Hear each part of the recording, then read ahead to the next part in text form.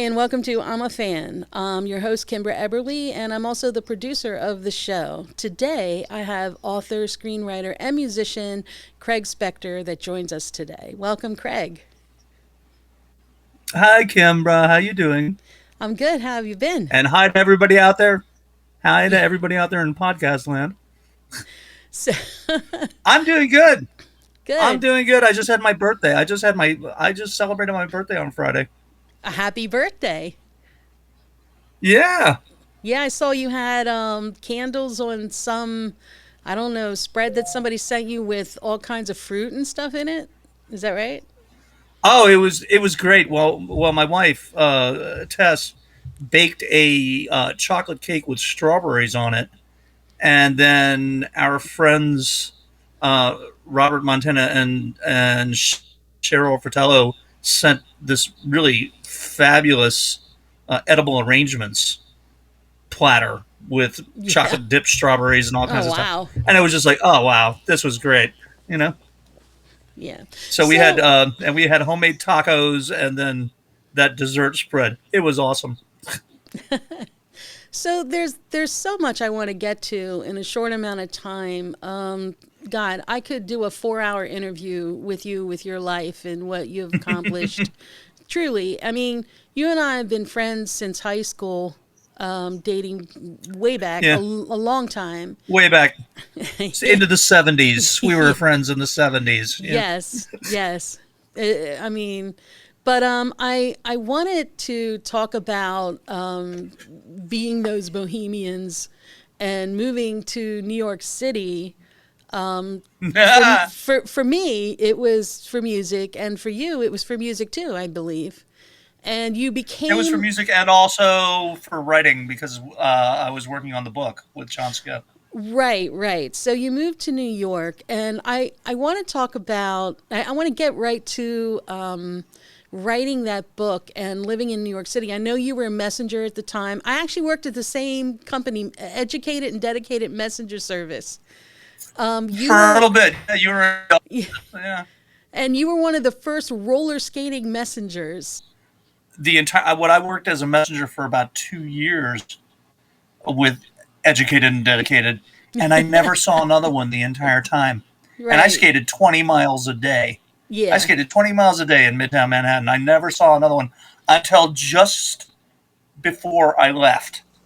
And just my, I think my last day, I saw one in the distance crossing, like crossing Fifth Avenue. Oh hell, there's another one. You know, it's like, Yeah. Yeah.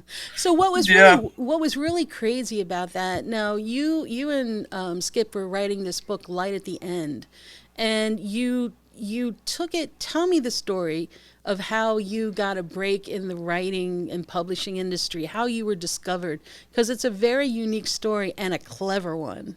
Like how you took your Well, the fun, the funny thing is like John was in New York trying to break in and be a writer. right, I was in Boston finishing up at the Berklee College of Music. right, I had absolutely no plans or expectations of ever being a novelist. It just wasn't even on my radar. Except one day, I was on the T, the subway there, going from one weekend. I was going from Boston to Cambridge with my then girlfriend, and we were standing up in the last car of, I think it was an orange car train, and I was staring out the rear window watching the train come up out of the tunnel to go mm, over the bridge, and I suddenly, out of nowhere, apropos of nothing, I turned around and looked at my girlfriend and said, what if there was a vampire in the subways? And it was just one of those weird thoughts I would have. And she just looked at me like, uh huh. And I immediately was justifying it in my mind. I was like, and I was immediately transposing it to New York because New York subways were scary back right. then, and in a way that Boston wasn't. And so I was thinking, I said, if he was a native born New Yorker, he'd be perpetually buried in his native soil, so he wouldn't need a coffin. And it's always nighttime in the subways because you never see the sun. Right. So he can operate 24 hours a day. He can kill 24 hours a day, so people won't immediately know it's a vampire. They'll just think it's a subway psycho. And if he does, and if he just literally tears people apart and doesn't leave just two neat little holes in the neck, people will definitely not think vampire, and they definitely will think subway psycho. And then I said, and remember, this was 1982. I looked at him. I said, if he's a punk, he already looks like he's dead, and no one will notice the transformation. Like a punk rocker, right? And yeah, and she just looked at me and she was like, "Uh huh," And then I'm like, "Okay, well." And then we went to, we were going to Cambridge to see a feel good double feature of The Deer Hunter and Taxi Driver. God. Two happy feel good movies. And so I went and sort of basted in that for about 5 hours. Came back, and the whole ride back, I'm still thinking about the vampire in the subways.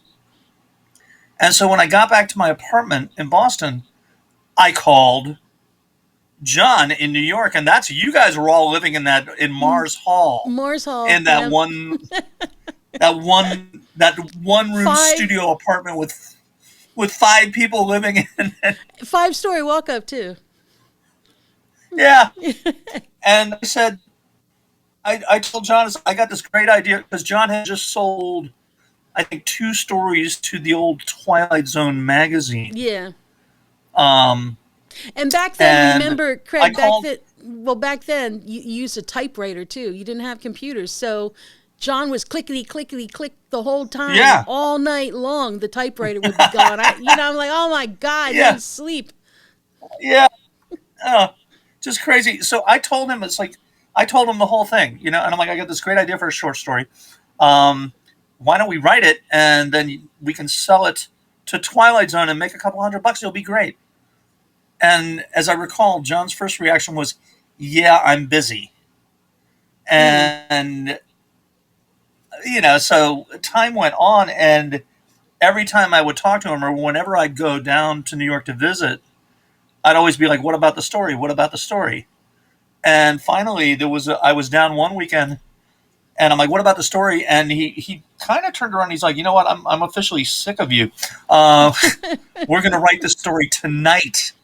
Oh. And so we borrowed Leslie Sternberg's Yeah. Bowery apartment Hmm. for the night, With the and then we just bathtub stayed in up the all night. kitchen. Yeah, yeah, with a bathtub in the kitchen. Yeah, it was a Bowery railroad apartment with a bathtub in the kitchen, Yeah. and we brought like a couple of Sharpie markers and a package of file cards, of 3x5 file cards, and we spent all night just playing this game of, what if, and then what happens, and we were just jamming out ideas, and we were up all night doing this, and by morning, just every inch of floor space of her apartment was covered with these file cards of just different ideas that we had of what would happen in this story. And we pretty quickly realized we've got way too many ideas for a short story. Um, but on the other hand, we got plenty of ideas for a novel. And then we also realized there wasn't really a market for vampire short stories back then. But Mm. because of the success of Stephen King and Anne Rice, Mm. with Vampire Lestat, and then what was the Stephen King vampire novel, Salem's Lot? Yeah. Vampires in novels were kind of big at the time. So I went back to Boston, and then I don't know, it was about 6 weeks later. I'm just working toward graduating, from Berkeley. And one day I come home and there's this package in the mail from John, and I open it up, and it's the first draft of the first chapter of The Light at the End, because he just sat down and started clackety clackety clack and wrote the Mm. first draft based off of all of our different ideas and stuff, and it was great. And so I graduated. Subsequently, I graduated from Berklee College of Music and moved down to New York. And that's when we moved. We all moved into that house in Queens, Forest Hills, yeah. in Rego Park. Right, right. Yeah. And I got a job at the messenger company that I think you were working there. John was Yeah. working there. All of us were working I there. got a job, and I became the first roller skating street messenger in New York. And for the next 2 years, I just skated all over Manhattan. But it also that helped in two ways, because one of the characters in the book ended up being a A roller skating street messenger. A messenger. messenger, right. So, And then do you, the other thing is that actually helped sell the book, mm, because we didn't have any representation. We were nobodies. John had sold two stories to Twilight Zone. I was like super nobody, because I had never even planned to be a writer or anything. And if you read in the which we did read in the writer's guide, the 1982 writer's guide, which is this book that comes out every year. You can look up Bantam books, um, and you can look up all the different publishers. And one day I came back into the dispatch office, and John was already there, and there was this. They had a copy of this article from Fantasy and Science Fiction FNSF little newsletter that came out, and it said something about T.E.D. Klein to his book The Ceremonies to Bantam Books for like $100,000 or something. mm, It was just a media thing. And Ted Klein had written a recommendation letter for John Skip as a young writer. And Ted Klein was also involved with Twilight Zone magazine. He was editor of Twilight Zone magazine for a while, mm, which is how I think he met John. And so I looked at it. I'm like, huh. Ted Klein likes you. Bantam likes Ted Klein. Maybe Bantam will like us. right. And so that was part of it. And the second thing, if you look at the writer's guide and look up Bantam books, one of the things it stipulated was no unsolicited manuscripts from unknown Right. writers ever. Hmm. Just don't even think about it. Never going to happen. So So, tell us your skipping forward. Tell us how you actually got your script to Bantam. It's a great story.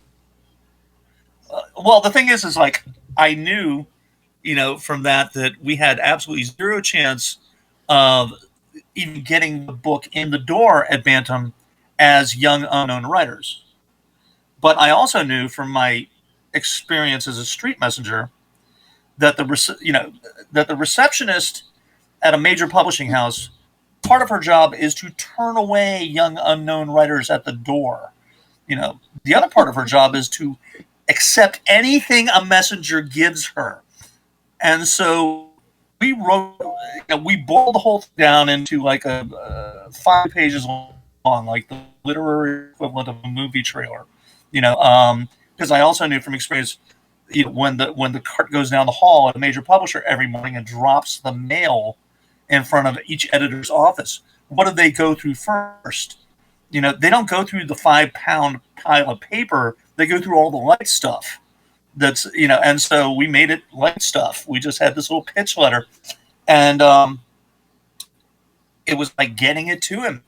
I wrote it up on my manifest. I met John in Midtown. John handed me that. It was like something out of a cheesy spy novel.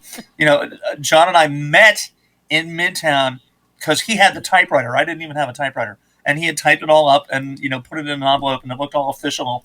And then I met him outside a subway entrance because he'd come in from Staten Island, right? And he passed off the envelope to me.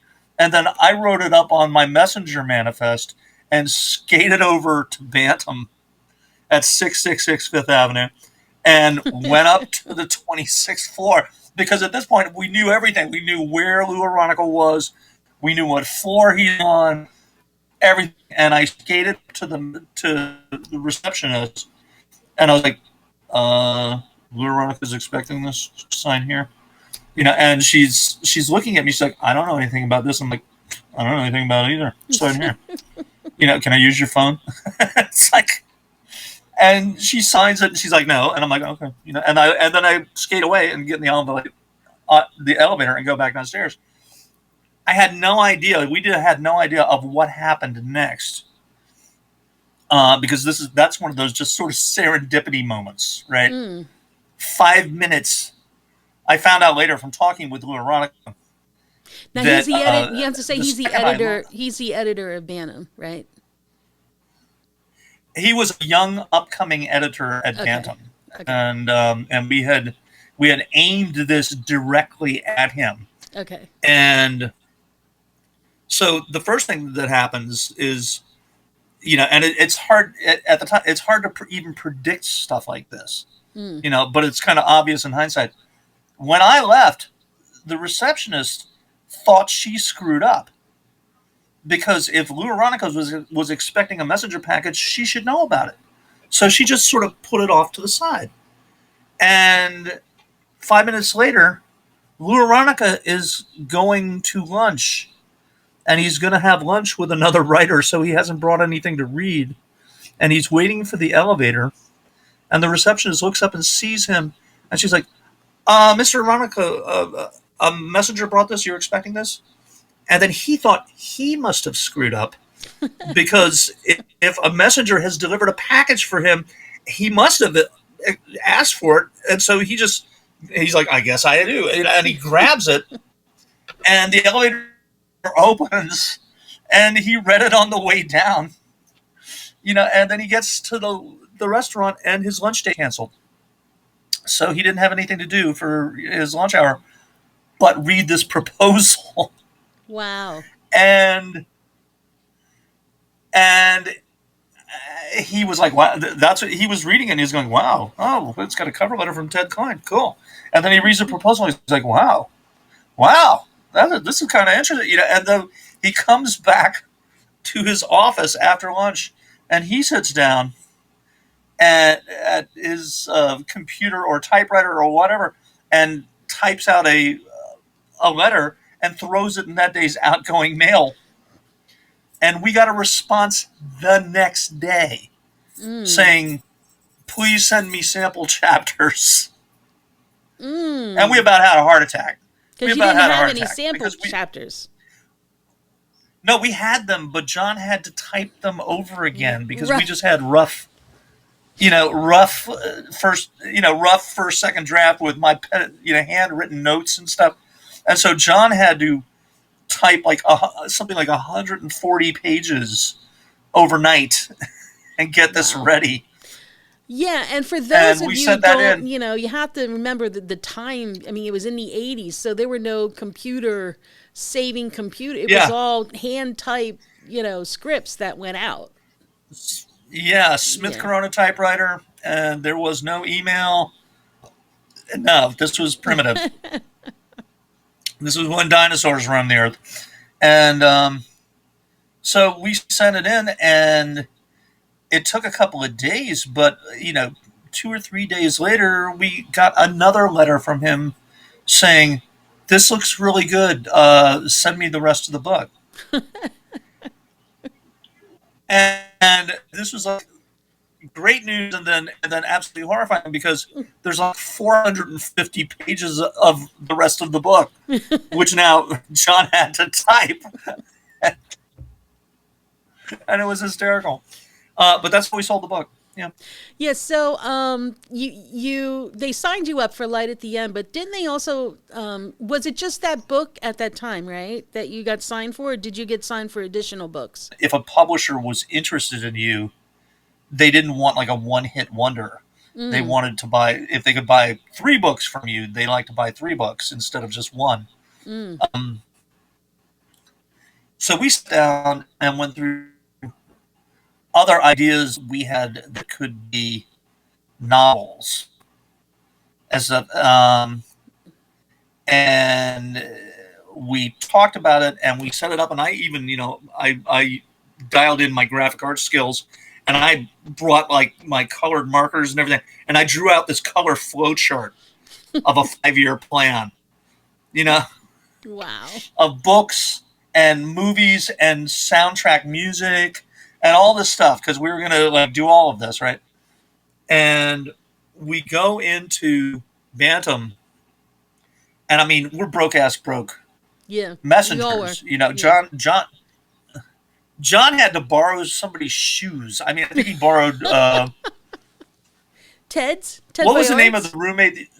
Ted Boyard? No, the guy that you had the horn player, the horn Oh, player Greg that you Stravudis. guys, Greg Stravudis. Yeah, I think Yeah. he borrowed shoes from Greg Stravudis, and a blazer, so that he could be presentable.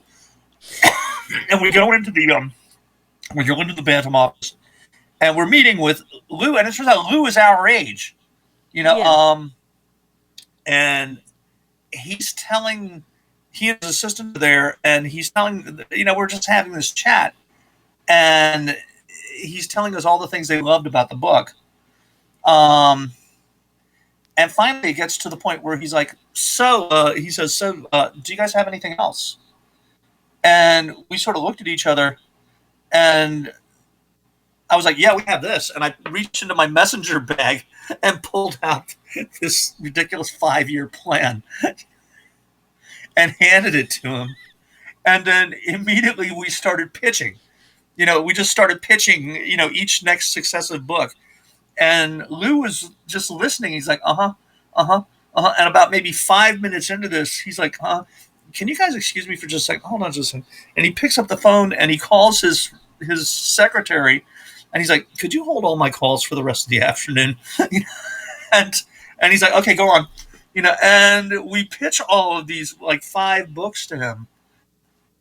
And when we're done, he's like, wow, that sounds great. I want them. And he said, do you guys have an agent? And by that point, I'm so balls out that I was like, no, we don't. Do you recommend one?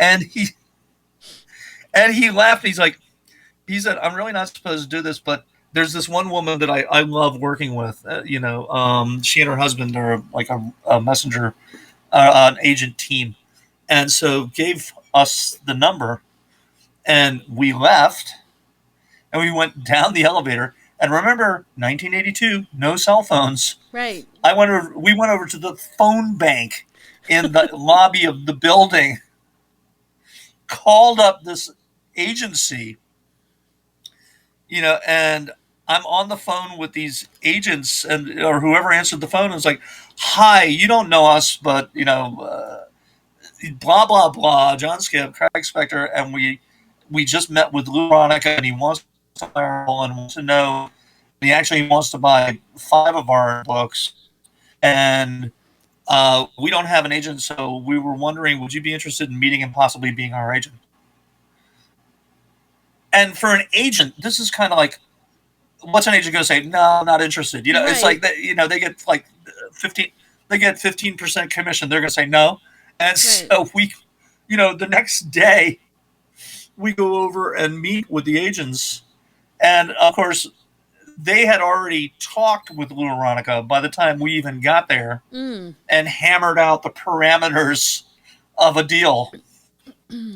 And it was just sort of like that. All of a sudden, we went from street messengers, nobodies, to like all of a sudden we're novelists. We're new novelists with a book coming out from Bantam Books.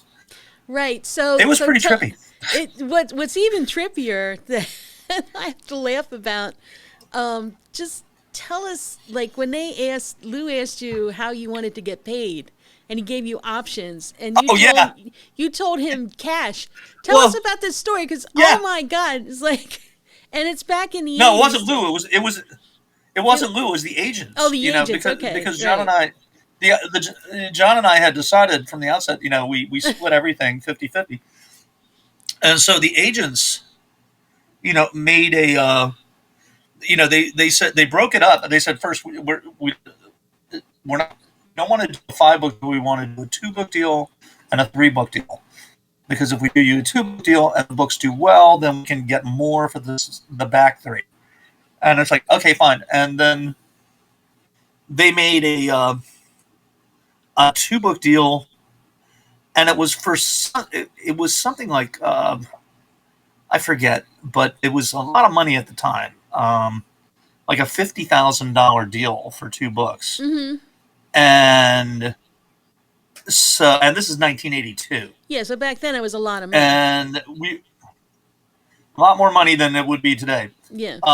But then they're like, how do you know how they're thinking like, where do you want us to send the check? And they're like, how would you like to be paid? And we just both looked at them and both said at the same time, cash. And they're like, they looked at us and they thought we were kidding, but no, we were just looking at them. I was like, no, we're dead serious, cash. And he's like, well, it's going to take a day or so to put that together. And it's like, that's cool. you know, and so took them a couple of days, and then they call us back in, and we come in, and they've got this money broken out into 2 piles. One for John, one for me, and we're just sitting there like, oh, this is awesome. Put and like stuffing it into pockets and everything. I had on cargo pants. I'm stuffing it into the side pockets and the like, and we just walked out of there, and you know, it was just funny because on the one hand you would think, well, should we be afraid of getting like mugged or robbed or anything? Except if you looked at us, it's like, yeah, who's going to believe that? Who's going to believe that we would have that kind of money on us? you know, um,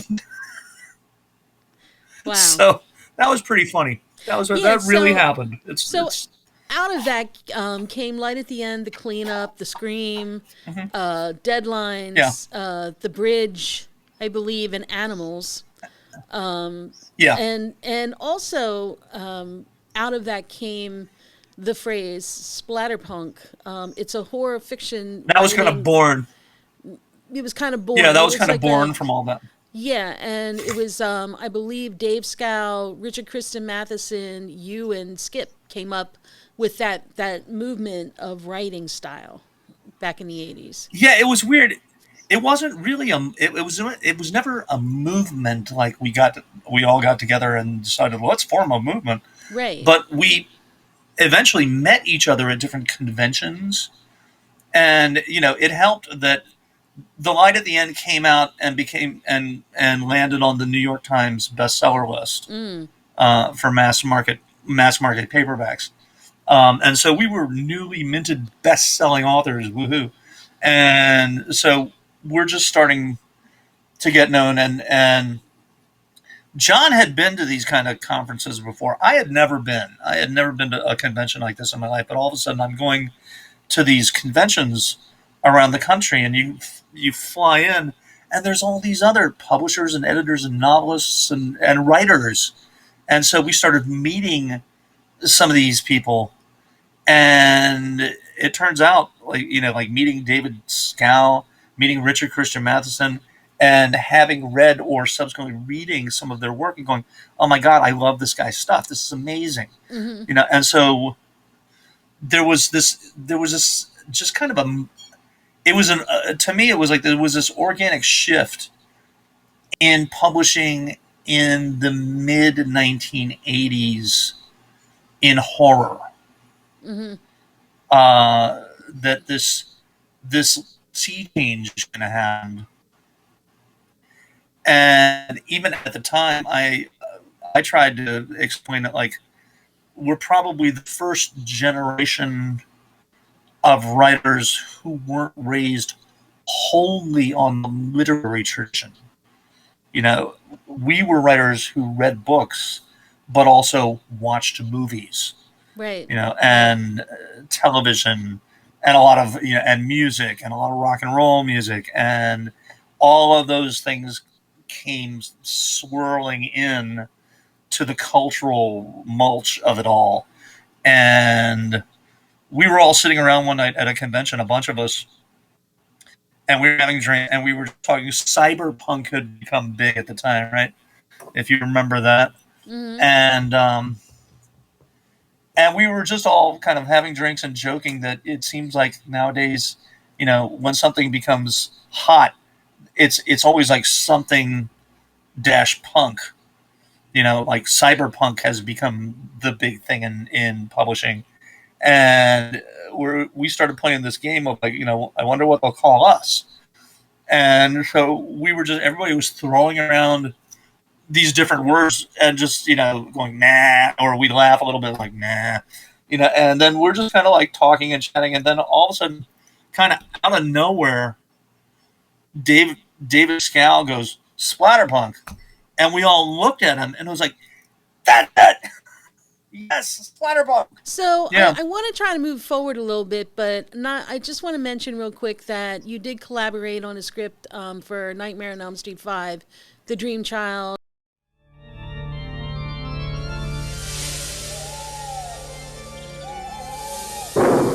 His mother was a God-fearing woman. His birth was an unspeakable horror. Please don't let him do that! His life and death have been one incredible nightmare. But now all that is going to change because Freddy wants to become a daddy. Want to make babies? You did an Yeah. adaptation of Fright Night. You personally did an ABC movie, Volcano in the Sky. I mean, you've been out there writing. For Yeah, Fire on the novels. Mountain. Fire on the Mountain, right? There were warnings. Angel Summit shakes all the time. I've been monitoring things up here for the past 6 weeks. Seismic activity is really escalating. There were signs. There's never been CO2 pockets on the west slope before. A natural CO2 leak does not mean that the whole mountain's gonna blow. He saw what was coming and tried to tell them. Imagine a 10-foot-high wall of scalding hot lava sliding down the mountain at 60 miles an hour, taking out everything in its path. And I mean, you've been writing scripts for movies, and that's a whole other story that maybe in another interview I want to get to, because there's some crazy things that That's happen. probably another podcast. Yeah. Yes, it is. Yeah. But I want to move forward to 1993 when you came out with your solo career and wrote, I call it To Bury the Dead, but it really was a question of will at first that the title got changed Yeah. to Bury the Dead. And then Underground, Yeah. which won the Le Prix Masterson for best horror. Masterson. For Best translated novel of horror. in 2008, yes. So, Yeah, for the French edition. Yeah. yes. So then, you did your solo career, and then you also wrote your last novel. What the latest one is? Turnaround. Yes. Turnaround. Yes, Yeah. which is kind of quite personal. I think too. Like it's sort of cathartic kind of story. Turnaround was really. Turnaround is a word. It's a phrase, and in the industry of in Hollywood, in the film industry, turnaround is kind of like the 10th circle of hell for a project. If your movie goes into turnaround, that's basically it. It's never coming out. Ooh. It's never going to get made, and you're never getting it back. It's just going to be stuck in this little swirling hole forever. Wow. So turnaround is kind of like every screenwriter's nightmare.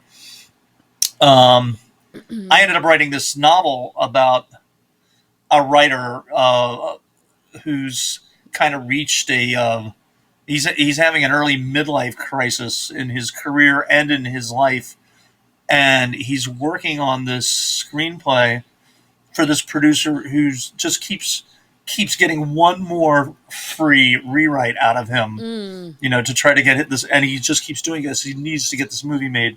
He needs to get this project done, and he ends up throwing himself so deeply into his script that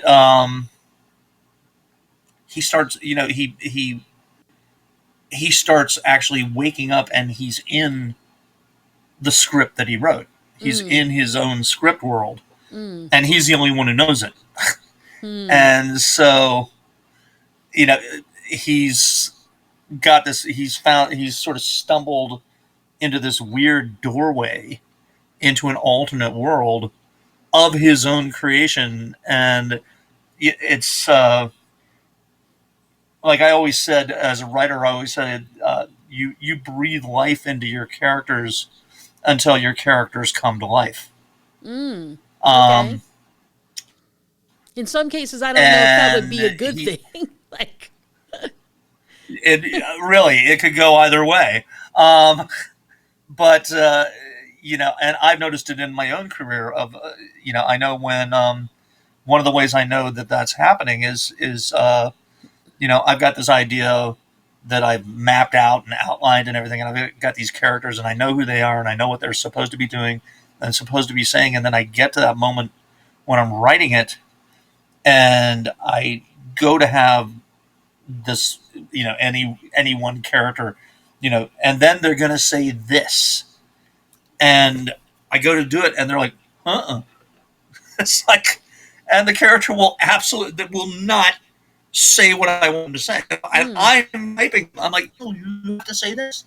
I'm like, no, not that. And you just keep writing it, and it just doesn't work. And you're looking at it on the screen on the page, and it's like, and it doesn't work. And you just keep going. You're supposed to say this. Is like, not good. And then finally, for me anyway, it's kind of like, well, I don't, you're so smart. What do you want to do? And then they'll tell you. The character will literally tell you. I was like, I'm not going to say that. I'm going to say this. I'm not going to do that. I'm going to do this. And that, to me, that's when you breathe life into your characters and into the world that you're creating until it comes to life. And so that's always been kind of an operating metaphor for me. But then in this book, it actually becomes literal because he wakes up and he's in the world that he created. Except he doesn't completely control everything because it has taken on a life of its own. And he can't really control when he goes in and when he comes out, and so he starts living this weird double life. yeah. And so it's like a Twilight Zone thriller set in the movie industry in Hollywood. Yeah. That was my last novel. Yeah, it was really good. And A Question of Will and Underground are two totally different types of novels too. And I'll just brush real quickly. To Bury the Dead, I should say, was a psychological thriller, and Underground was almost like you're reading a painted tapestry. It's a totally different type of read, but really interesting. And then you get to turn around, and then moving forward in your writing. I'm trying to separate this because I want to get to your music, but you did recently around COVID, Freedom of Screech. Was it the Yes, anthology? Yeah. I edited a new anthology, which was the first anthology I had edited. It had been over 20 years since Yeah. I edited an anthology. I co-edited an anthology of zombie fiction with John Skip back in the late 80s, Yeah. called Book of the Dead, Yeah. which predated all these, like The Walking Dead and all the stuff, and it was really kind of the first book that firmly put modern day zombies into the literary canon. And it went out there, and some of the stories in there were went on to win awards, and it was just really wild. And then I hadn't edited for a very, very long time, and then I had this idea a couple of years ago, and about I was on Facebook. I was reading this feed, and you know how everybody loves to argue on Facebook, and I was reading this feed, and there was this one guy who was a Facebook friend who was having this argument about something socio-political and I'm reading it, and then I commented, and I was like, this is, you should you should do an anthology of this. It's like, and nobody commented back, and he didn't comment back, and a couple of minutes later, I was, I commented again. I'm like, I'm serious. You should really do that. And then still nothing. And then I private messaged him, and I was like, never mind, I'm doing it. And because in the interim time, while I was waiting just to see a response, I had, my brain was already working about what would this be, and I had already figured out, like, okay, I'd made a list of the writers I was going to go out to and invite into the anthology, and I had basically within the space of like a half hour, I had commitments from some key writers, and I also had a publisher for the book. And so I started that. It came out. That came out 2 years ago. Freedom of Screech. Yeah. I read some of the stories. Yeah, they're really good. Think? Yeah.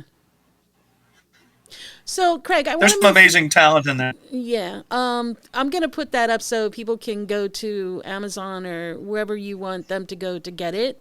I want to get to your music. We're like kind of running out of time, but I really want to get to your music because I've known you for all these years, and I had the opportunity to even play with you and write some music, and it's been so much fun over the years. But recently, in 2016, you were diagnosed with cancer, and that sort of changed your whole life and your musical path for coming out with these collection of CDs called The Art of Not Dying. So, and you basically have written a CD every year except the last year during COVID. I think you took a little break. But tell us about that. Well, as you said in what was it, in 2016? 2016. Around Memorial Day, I thought I had a pinched nerve in my back for a couple of months, and it hurt, and I was going to a chiropractor, and it wasn't getting any better, and in fact, it was getting worse.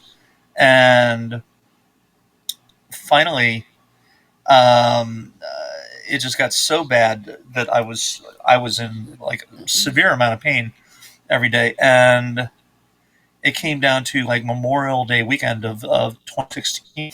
I woke up on Memorial Day, and I woke up and I stood up and I fell over because my legs had stopped working, and I couldn't walk, I couldn't stand, I couldn't even get up on my knees. I was like, they don't work, and it's like 8 o'clock in the morning or 7 o'clock in the morning, and fortunately, I could sort of butt scooch myself over and lean up against the side of the bed, and my cell phone was there, and I called 911, and they came over and took me over to the hospital, and I spent like 12 hours in the emergency room, and they did an emergency CT scan and a complimentary prostate exam, and they came back and they came back and they said, well, oh gee, yeah, they said that thing on your back, that's not a pinched nerve, that's a tumor on your T7 vertebrae, and oh, by the way, your PSAs are 481. And I'm like, what's the normal range for PSAs? And they're like 1 through 5. So it's like 481, I guess, is more like you're still here. Because they said, we think you have stage 4 prostate cancer. And as it turns out, I did. I was diagnosed, and I had stage 4 prostate cancer metastasized to my bones, which is hence the tumor on my spine. And the tumor had bored all the way through. I mean, you want to talk about it helps to be a horror writer. It had bored all the way through the bone of my T7 vertebrae, and then literally wrapped its gnarly little tentacles around my spinal cord. It got inside my spine and wrapped around my spinal cord at the T7 vertebrae and started squeezing it. Wow. Just choking it. And so that's what caused you. By the time it choked it off by a factor of about 50%, it essentially short-circuited my nervous system, and my legs just went, we don't know what to do. Yeah. And I fell over. And so that was it. And the thing that's so strange about it, they eventually, that same night, they transferred me from Virginia Beach to Norfolk, Centaur and Norfolk General, because they had neuro. And I ended up in the trauma ward. I spent 11 days in the trauma ward. I had emergency spinal surgery to get this tumor off my spine. And then I immediately started undergoing treatment for stage 4 cancer. Yeah. And it all happened so fast. I didn't have time to be afraid, to be scared. It was just sort of like you're just dropped headfirst into the fight of your life for your life. And it's like, okay, welcome to it. And So, that's where the whole art of not dying came in. Yeah, I just because think that became I just think it's so amazing. It became an art project. Yeah, that you went back to your music, because music always seems to soothe the soul, and some of the Art of Not Dying title encompasses real life and things that need to be said, like doing things that make your life meaningful, appreciate every moment, fight against evil in the world, and it starts with evil within yourself, and we all have some. And you say, "Why the hell not?" is one of the quotes you said. The resurrection road is songs from the dark edge of mortality and loss. Yet there's light.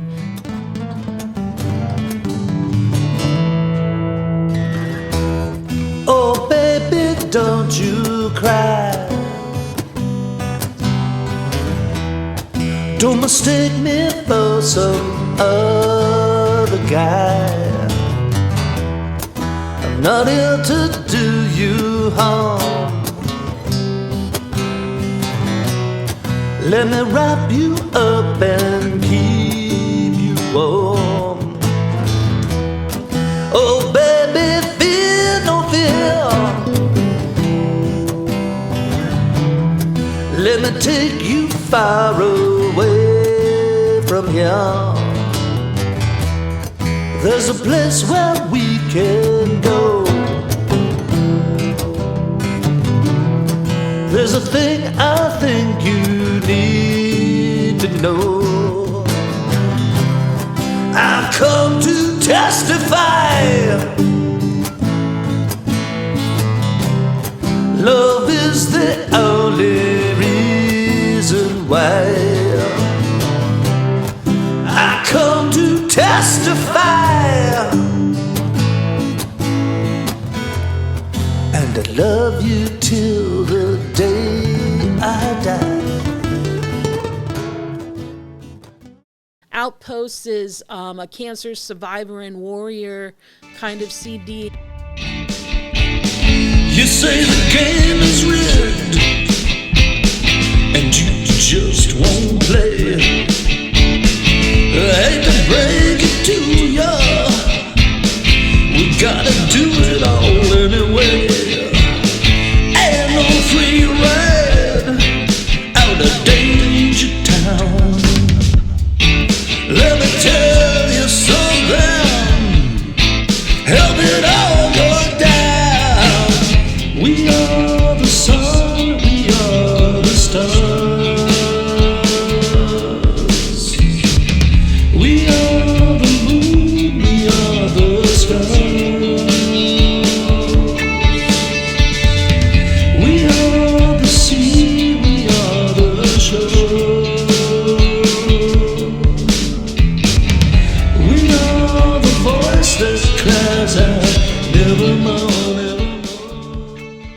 saying kicking cans is 2019, the year 3 of surviving, an intense awareness of mortality, and then 2020 the pandemic hits, which you called a surreal shit show. So you decided to skip. You decided to skip that year, and now you're back working again on a new CD. I love it that you skipped 2020 because it was a shit show. I was well because I did 3 albums in 3 years. Yeah. And I was working on the 4th album, and I was like, why not do it? 4 albums in 4 years, but then that made last year would have been the 4th year, and I got about halfway through the year, and I'm like, this year is so fucked up. I don't want to do nothing. It's like, I mean, I'll still work. I'm not putting anything out this year. Right. So I gave the whole year a pass. Yeah. And actually, my birthday was Friday. Yes. And my birthday was also the release of the digital release of my 4th album, Gratitude.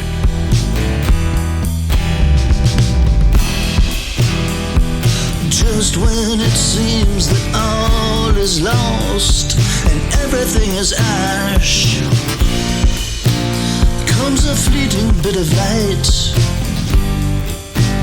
like a preternatural flash. In that moment we can see the cost, and everything is clear. So very many scars to wear, but nothing left to fear. Which is the 4th album in the Art of Not Dying cycle. Yes, and I love it.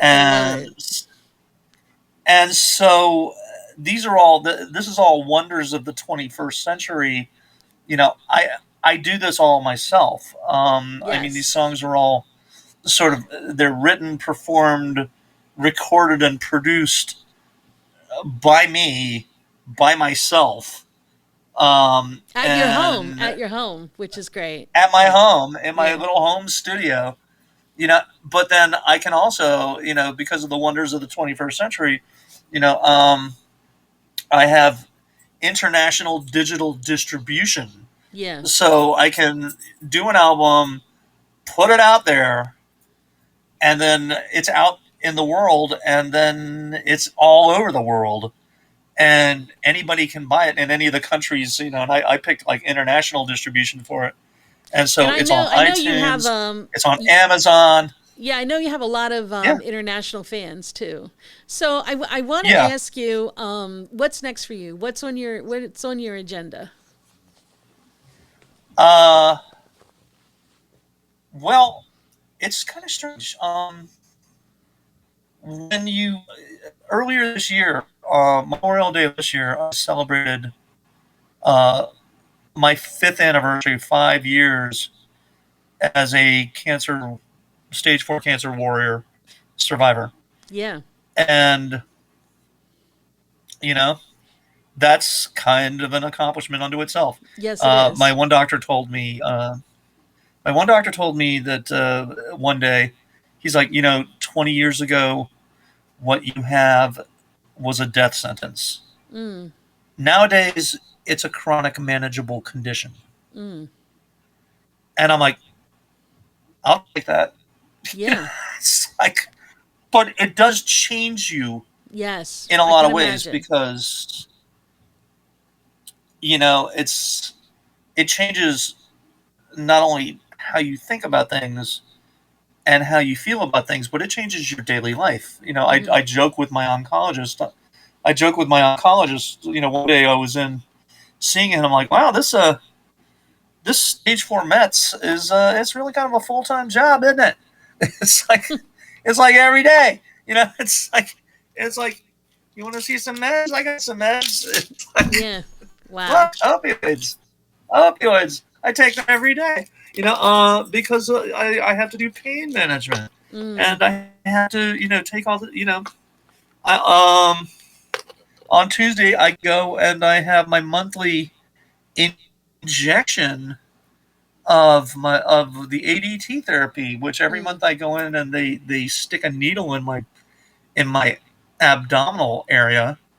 They just plunge a needle in my belly and hit me up with this stuff, and then I go home and I have flu-like side effects for 3 or 4 days. So Yeah. every month I get to pencil in. Like every month I have the my body doesn't know the difference between side effects and just flu.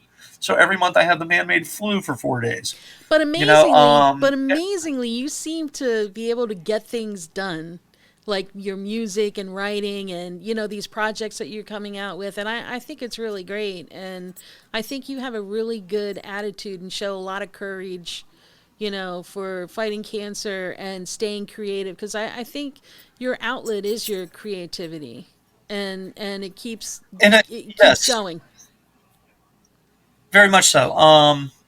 I mean, even during when I was first in the hospital, and my wife had not gotten down. She's in Canada, and she had not been able to get down here yet. Once she had the news, and so my sister was there. She's like, "Do you want me to bring anything from the apartment?" I'm like, "Yeah, bring me this and bring me that, and bring me my red guitar, which is the guitar that my wife bought for me for my birthday when we were still dating." And when I was in the hospital, in the trauma ward, I was, play guitar.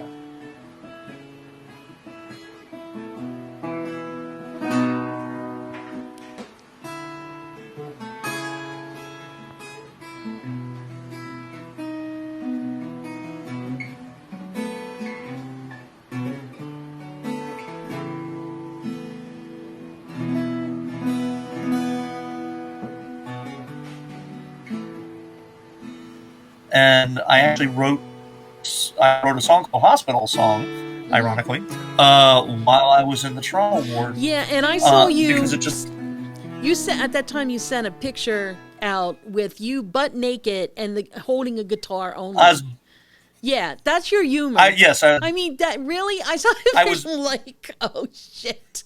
butt ass naked holding the guitar. That was the morning of my spinal surgery, Oh and it's like jeez. 4 o'clock. It's 4 o'clock in the morning, and the surgical prep nurse comes in, and my wife is there at that point, and so she's working with the nurse to help prepare me to go into surgery. Yeah. And so they're doing all this stuff, and I've got to be butt ass naked, and so I'm just like, as I'm just sitting there, I'm like, can you hand me my guitar? And can you hand me my guitar? And my wife gives me a guitar, and I just start playing the song. Yeah. And then I thought, well, oh, what the hell? And I had to take a picture of it, because I have no shame. Well, I mean, one of the things, yeah. When you're in the hospital. when Yeah.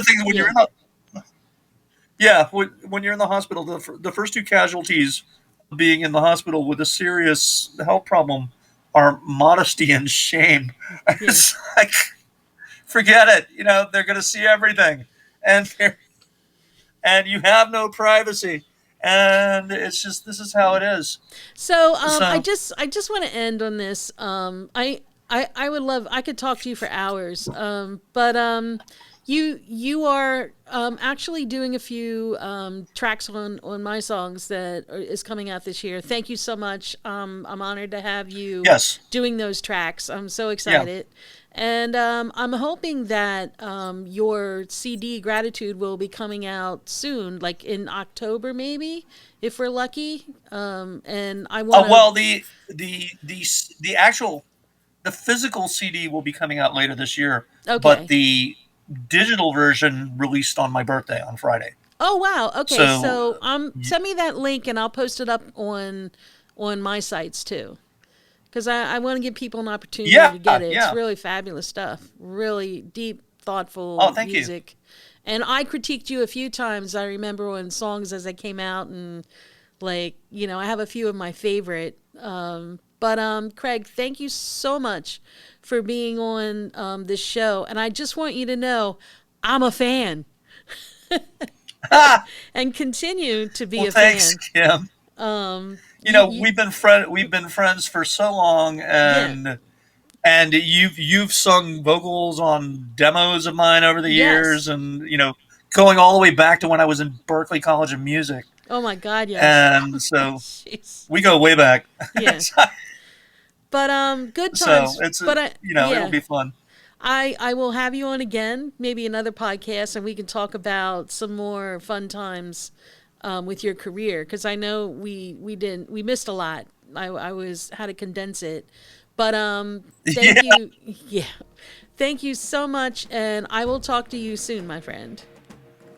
Okay, thanks a lot. All right, have a good one, Craig. All right. Okay, love you. Bye. Love you too. Bye bye.